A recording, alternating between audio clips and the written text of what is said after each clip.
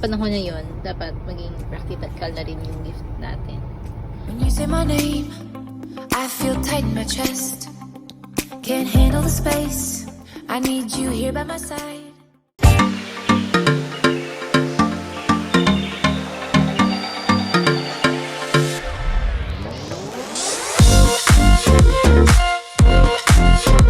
Hi mga ka-blue! Halika, samahan niyo ako. Gagawa tayo ng bouquet of highlighter and pens. So, aside sa mga highlighter at pens na kailangan natin mga materials ay yung mga wrapper. Ito po yung wrapper. Then, ang crepe paper. Yung mga pandikit mo, mga tips, at saka isa sa pinaka-importante bagay sa dito. So, very good. Simula na po tayo. So, heto na po.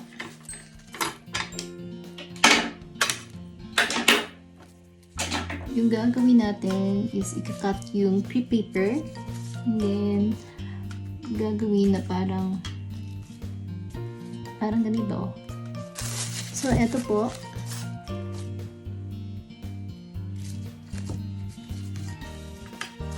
Iikot nyo lang yung paper.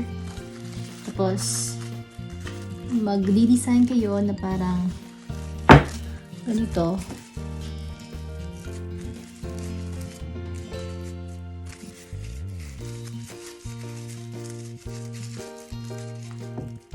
Yan. Okay na yan. Diba?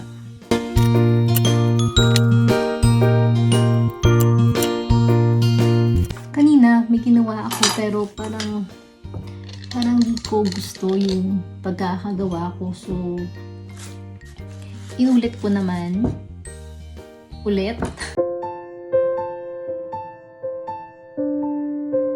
At yun nga, kasi I tried na ilagay siya sa parang bilog, parang hindi okay. So ngayon, ang gagawin ko na lang is ilalagay ko siya sa bouquet na parang straight.